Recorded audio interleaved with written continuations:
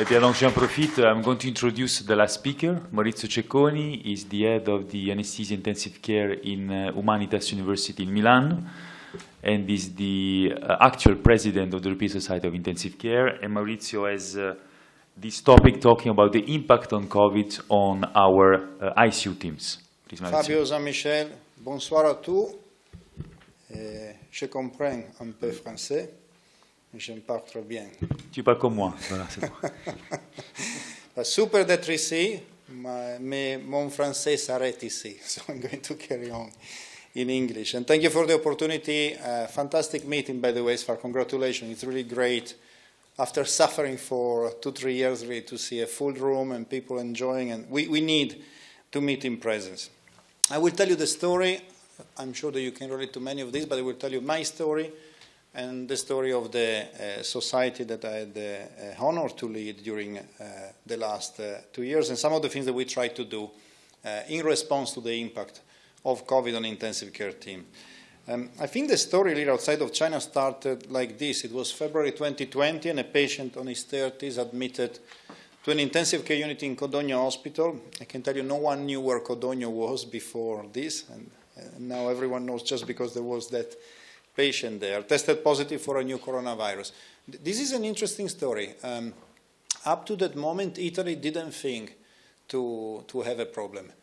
We were testing Chinese people that were traveling from China if they were from those areas, and we tested a couple of tourists positive. Everyone was knowing where they were in Spallanzani in Rome. The reality is, I think the tracing system was not really working very well, and we know that actually after. But we didn't think to have a problem. And the reason why we discovered this, and why this single case becomes a very important data point in our story, and probably what gave us 48, 72 hours to organize ourselves a little bit better, is because there was an anesthetist, an intensivist, Annalisa Malara. She was treating this patient, 30, very fit and well. It was not improving, and as you know, you're thinking of atypical pneumonias, clearly not responding to any treatment. And then she started to think maybe it could be COVID. But they went back, and there was a strict local protocol because there were not a lot of tests. And so she couldn't even get a swab because the patient had not been in contact with anyone from China, not everyone with COVID had not been traveling to China. Anyway, they managed to force the protocol, and the swab comes back positive, and it's kind of a beginning of a nightmare. Why? Because we know from Chinese data that young patients very rarely get very sick, and to get your first secondary transmission as a young patient in an intensive care, it's one single data point, and could be bad luck, but clearly the chances were that there was a lot of secondary transmission in the community. So within 48 hours, we started to create as many cohorted ICUs as possible to try to offload where patients started to populate, because overnight the risk criteria changed, and we found that there were already some patients in our intensive care unit, and through the emergency department more and more were coming.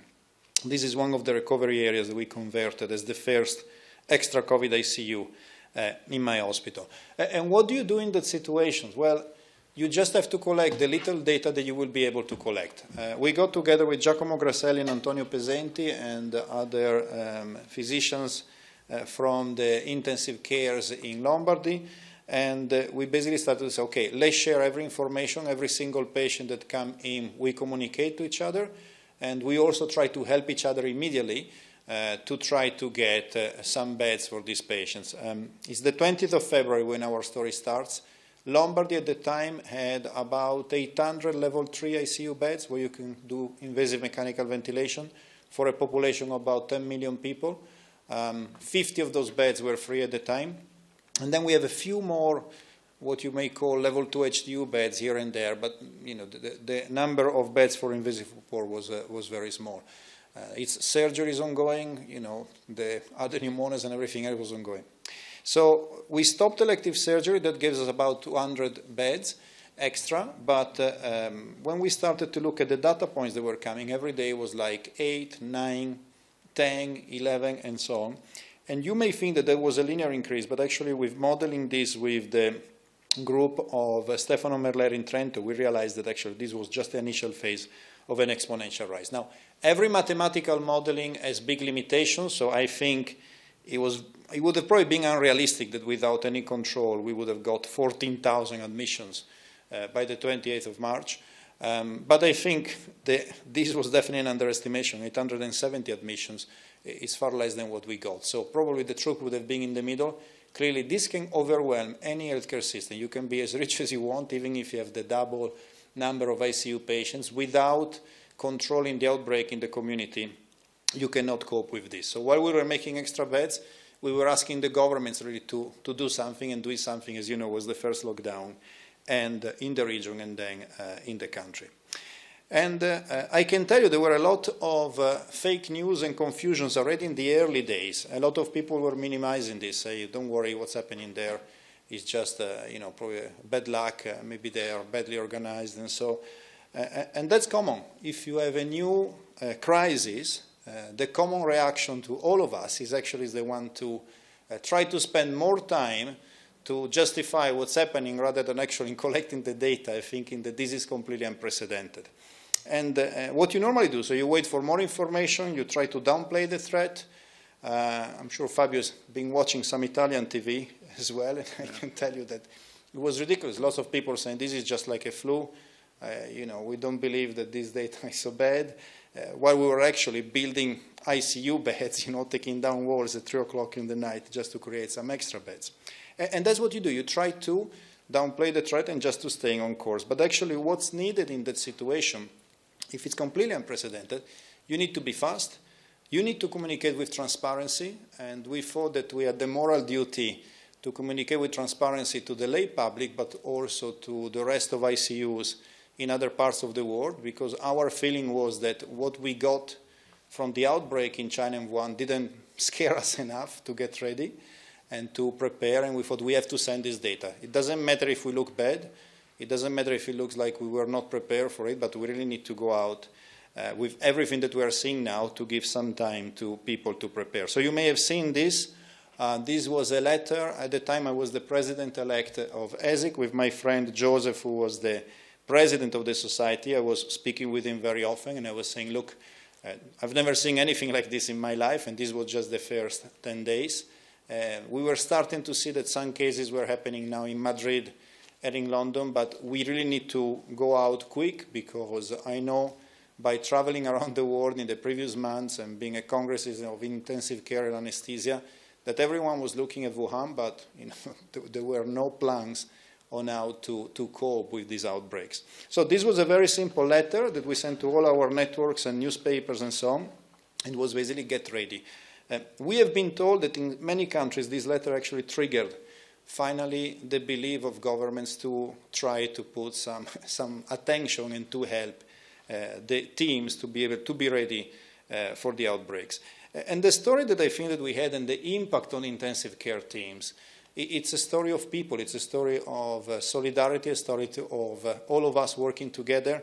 I think outside I'm not sure how much they understood. I think the biggest thing was being on the spotlight suddenly in our ICUs and people realizing what we do. Everyone was focusing on proning, these patients with the belly down. The reality, we've been doing proning for 20 years and no one ever cared about it. And everyone focused, they don't have enough personal protective equipment, they don't have enough ventilators. As you know, that probably has been a problem in the first maybe 10 days, 2 weeks. But the reality was not having ventilators. It was how do you staff ICU beds with people. This is the most scarce resource, and I know that this is being the most recurrent theme when you speak with management, governments, and so on. I'll come back to that later. We try to share as much information as possible, even simple things that we were doing. As you know, if your hospital is not an infectious disease hospital, you're not equipped to have different pathways to isolate patients. That was where I think we were a bit lucky in my hospital and probably good in being fast in reacting. But we were lucky that probably in those 48 hours from the first case, we didn't really have a single case inside. Other hospitals that were not so lucky, they became outbreaks. And I can tell you some of the stories were absolutely terrible, with teams and hospitals basically living inside for 5-6 days just not to spread this outside. And the principles were principle of patient safety. So you want to protect the patients from other patients that are infected. You want to protect the patients from healthcare workers that may become infected. So we shared also some of this. And we shared our experience with the fact that it was not about being clever about new treatments, because how can you say that a new treatment works for something that you've never seen before? What we decided to do with our team was to minimize procedures and do only very simple things on these patients in a very standardized way, and to simulate how to work in conditions that were very difficult and strange, like putting personal protective equipment, things that you never met before. So we brought a simulation team the second night after finding out of this patient in the local hospital testing positive. And we basically trained 80 clinicians, doctors, and nurses to put personal protective equipment, to do the donning and doffing, and to basically to do intubation, proning, and so on. And we tested this with random drills. So what happened next? Well, there was a lockdown in the beginning of March. I always show this slide that Giacomo Grasselli gave to me, because it always strikes me that starting from 800 beds in total, basically, we went up to 1,500 level 3 beds, so mechanically ventilated patients, and we kept another 300 for other emergencies.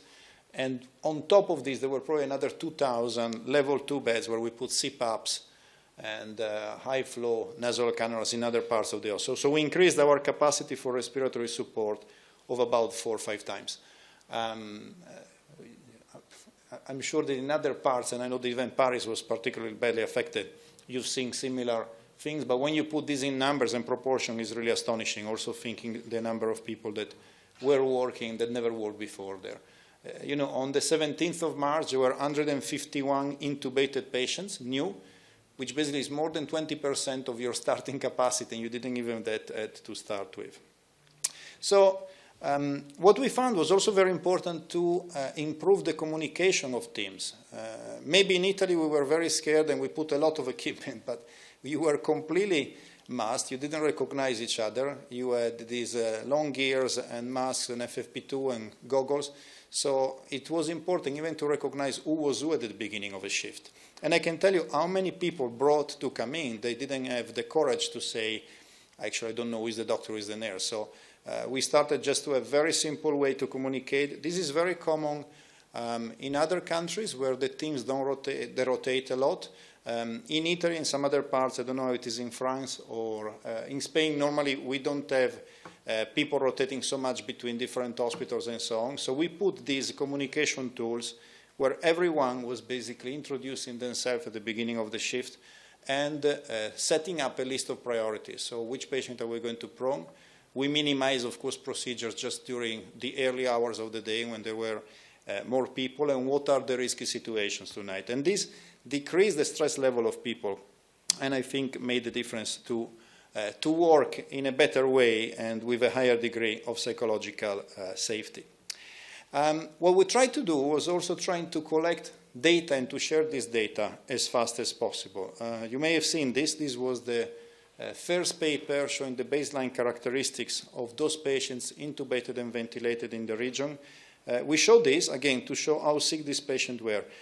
Probably, and I'm sure actually the data, if you see too many patients were probably put on a very high PEEP at the beginning. This was not what I saw in my unit. The average probably PEEP in my unit, even on the first wave, was around 10 centimeters of water. But many of these patients were put in places that didn't have an ICU at the beginning. So recovery units, you know, that they started, and what you do, you just increase just to try to look at the higher PaO2. But we like to show this also because some of the fake news were related to the fact that if you were older than 60, you would not come to an intensive care. And that was rubbish.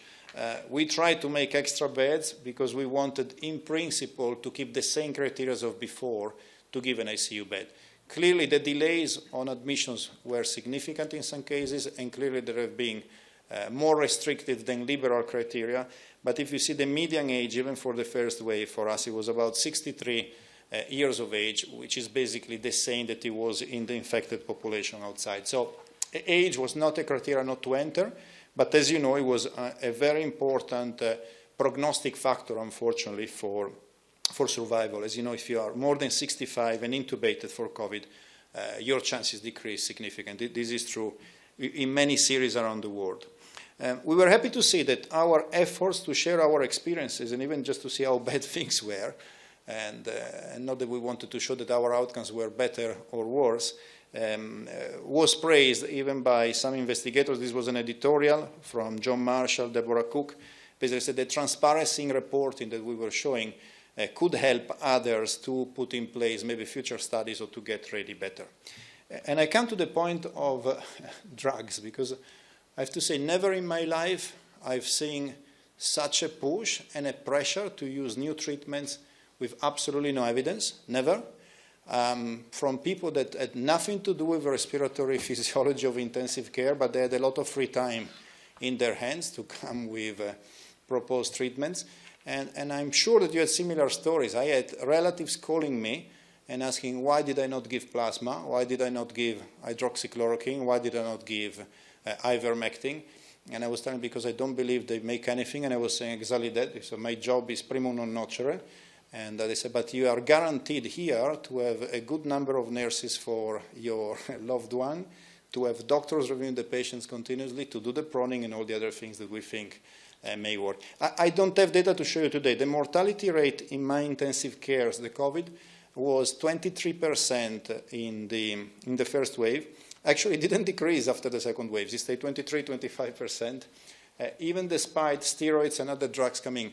I don't know what is the reason, but I can tell you that with my team, we never focus on losing time, sometimes energy, thinking about treatments. We participated in trials, but we just use super stuff. So, of course, we use steroids, as we were doing before, ad hoc for some patients. Then after the recovery trials, of course, we use them a bit more regularly.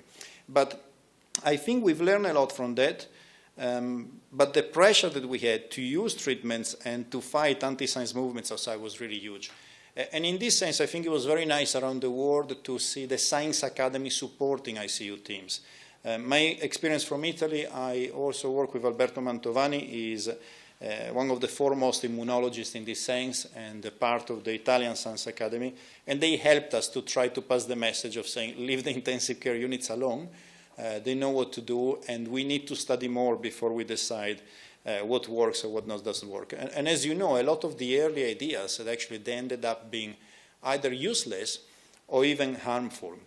And I think really I completely agree with what you were saying, Jean-Michel. The primo non nocere is very important, and we've learned that we can do trials very fast. In this sense, the infrastructure for research of recovery, of remap cap, something that was put before the pandemic, in case there is a pandemic, shows you how much we need to invest in research and in preparation, without naming how vaccines, of course, have helped us after that. What we thought it was our role as a society, as a scientific society in that moment, was to try to filter information, exactly because there was so much chaos outside, and the journals were also trying to do that, but maybe they had a bit of lag also to try this information and to put it out, and we thought that our role was the one of connecting people and sometimes just to reassure people that what they were doing was the right thing to do, or maybe sometimes to tell them, this is what we think is the evidence at the moment. So you may have seen some of our attempts to do this. On the 28th of March, we organized a marathon which had 130,000 connections. It was a record at the time. Now probably we are a bit more used to connecting more people online. But what I'm very proud is that basically we put all the society at the service of the medical community. I'm very happy that the members trusted us to do that. In those months, there was no difference between being a member or not being a member of the society. Everything was free for everyone, and everything was connecting people. And with that, we started to get attention from some of the European institutions that asked us, in case there is a second wave, because they were still hoping that it would have been only a first wave. But in case there is a second wave, what shall we buy? Which brand of ventilators? Which drugs? And we actually told them, buy a lot of sedatives, because we're running out of them. And it's great that you're buying ventilators, but who is going to use them? And when we started to ask them those questions, they said, well, you are there. I said, well, we can find ventilators, and actually, apart from the very beginning, we always had enough ventilators, but the biggest problem is who is going to use these ventilators? How are we going to staff this? And it's impossible to train specialists in anesthesia and intensive care just in a few months, not just for medicine, but also for nursing. But what we told them is maybe we can use these months now to create something where when there is an outbreak, as you know, all the elective activity stops, and suddenly you have nurses and doctors that can come and help. And we thought, why don't we give a ready tool, the things they don't have the time to develop this. Those hospitals that already had the training in place, they can use their own training, but why don't we create an easy training to use at the bedside so we can give basic skills to doctors and nurses not working regularly in intensive care. So that idea, they liked that idea, and they thought, okay, and we give you the funding to do it. You need to train at least 10,000 people, and you have 3 weeks to complete all the course. But we thought it was a great challenge, and we decided basically to go ahead with this. And exactly because our message was that a ventilator is not an ICU bed. An ICU bed is a team of competent people working together as a team. And this is the story behind C19 Space, which is probably the largest ever training performed during an healthcare emergency, at least in Europe. Now that the training is finished and it's open also outside of Europe, and the WHO actually asked us to cooperate to open the training to other parts of the world.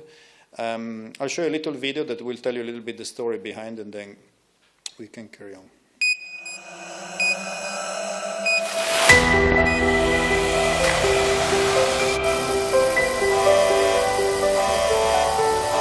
We cannot be unprepared twice. Prevention does not begin at the gate of intensive care, but at the community.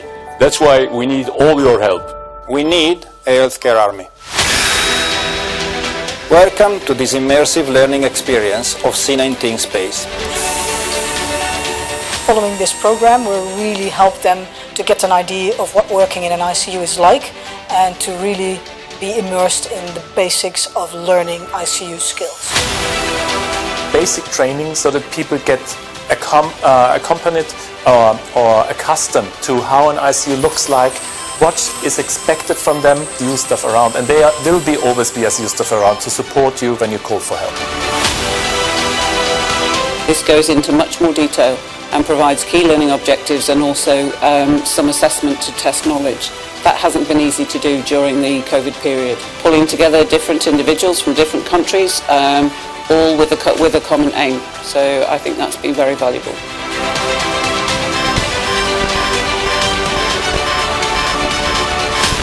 Exciting, innovative and portable.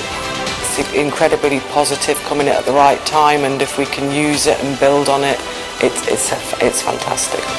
It's very innovative and interesting to do it. So let's do it.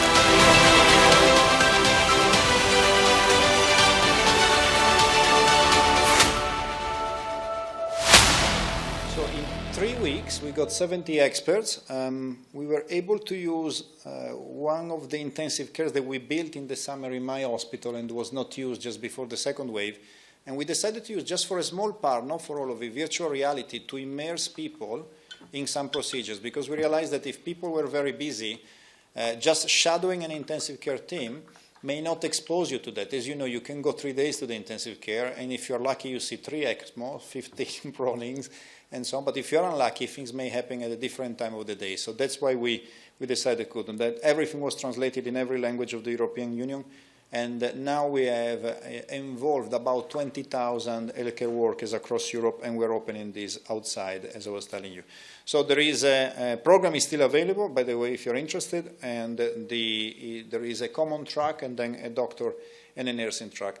We showed also that people pre and post the course were increasing their knowledge, but personally, the biggest satisfaction I got from this was actually a lot of thank you letters for trainers and trainees, saying that they felt much more at ease during the outbreaks to join the ICU team. So actually, that was our goal, to increase the psychological safety of the teams around. I'm just going to complete by saying that I think the impact for us has also been the one to be able to participate in large trials and to be able to show that as a community, at least when we have a single disease, we can be very, very fast in building knowledge and to transfer then this knowledge at the bedside. And I think this is an example that we have to try to bring with us for the future. So Concluding, what is my take-home message? I think, I would like to say that we cannot be surprised twice, even though I admit that that's a hope. I'm not sure our societies will learn from this, but it's also our duty to try to bring this memory and the learning forward.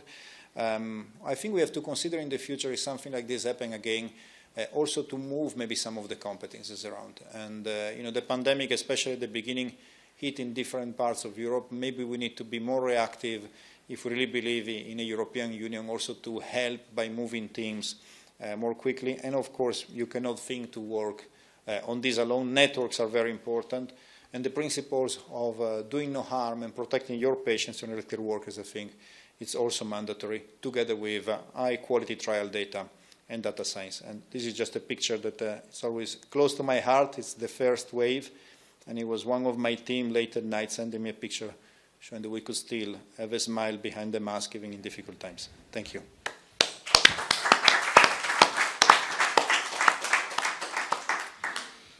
Thank you so much for this great talk. Any reaction in the floor? Des questions dans la salle? Des commentaires? Maurizio, I have a practical question. Yeah. When you mentioned the workload on the ICU team, one of the things that we have done in Belgium using our local data is to reduce the ICU overflow by transferring the patient through a national network. So we have, let's say, a controller of the system towards those ICUs where the workload was less. So to distribute the patients to avoid a huge imbalance. So this was, of course, feasible in Belgium, which is a country, 300 kilometers as a diameter.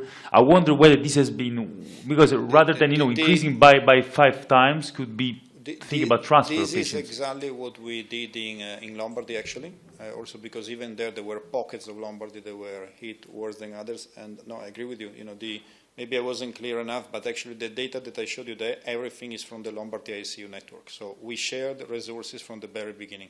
It's unpredictable if you will need 20 or 40 more beds, and that's exactly what we were doing. We were sharing every single resource. The point I wanted to make is that, for example, you mentioned that you were able to manage this huge outbreak by increasing 4 to 5 times the ICU beds. I don't think we were able to manage. I think we had to manage. You had to manage. Because we were very late on the containment maneuvers. So my point is that if you have to, it's not a wish, but if it happens again, would you go to increase local Lombardy ICU beds or try to favor transfer to patients to surrounding areas? So first of all, as you know, or you may not know because you've been out also for a bit, as I was before going back, the Italian healthcare system is built on regions. So every region, unfortunately, is separated. So if you are on the border, it's easier to send a patient to a free ICU bed 200 kilometers away than to the free bed in the other region, which is maybe 5 kilometers away. And that created a lot of stress on the system. Ultimately, ideally, you should not these increases, also because there has been a pandemic in the pandemic we never talked about. Even if you're able to increase these beds, and of course the quality can never be the ones of your baseline, you do it at the expense of other parts of the healthcare system. To do that, we had increases in waiting lists for surgery. We had a lot of follow-up screening that got missed. And I don't think we've been able to explain that well enough to the community, to the public, because if you explain that together as healthcare, it's not anymore whether you have enough ICU beds, but it's actually whether you can keep your healthcare system running as a whole. We use transfer in France, at least in the first wave, a little bit in the second wave, because most of the patients were in Paris area and the east of France. We use a train to transfer patients. And it was quite useful because we really increased the number of ICU beds in Paris area. We also transfer, but it was just not enough. We did both. Yeah. Thank you very much for your presentation, amazing talk, and big bravo for your leadership in this, to handle these threats, these healthcare threats. A question regarding if there is any modification of the policy of the European Union regarding the mobilization of European teams from a country to another, including doctors, nurses, etc. So you talked about a healthcare army, so I don't know if in practice, if there is anything that changed or can be done. There are a lot of changes occurring at the level of the European Union. You may, if you're a member of our society, you may have heard that now there is an interest group in intensive care in the European Parliament. It's the first time that we are able basically to have a voice to talk about these issues at European level. The European Union is building something that is called the European Health Union. And we brought exactly some of these topics. There has been a lot of solidarity, in moving, for instance, patients from Lombardy to Germany. The question is that the most human way of dealing with a crisis like this? Many of those patients, unfortunately, they die. They will die far away from home. And it's been great to be able to send them. But to think about sending a critically ill patient thousands of kilometers away, I would think probably if we do a patient-centered intervention in the future, I would like to see teams moving and be able to work locally. This has been done for other professions. In our structure of governance, we've not done that yet. It's easier to do it if you're a part of charities like Emergency or Médecins Sans Frontières. I do think that Europe, if it's serious about helping in the future, they need to create this instrument. But they are thinking about this. There is a new agency called HERA, which is going to be exactly an agency for preparedness for healthcare threats. And we are one of the advisory bodies for this. And especially at the very beginning, when the waves were not hitting, homogeneously, but, for the second wave, everyone had a little bit more time to prepare. When there were the hotspots were very isolated. And actually, we have some learning that we need to. I remember, even before moving teams, there were trucks inside Schengen with personal protective equipment and ventilators stopped. They were not leaving the country. So everyone was keeping the resources without actually saying, let's mobilize the resources where they are needed now. So hopefully we'll learn from this.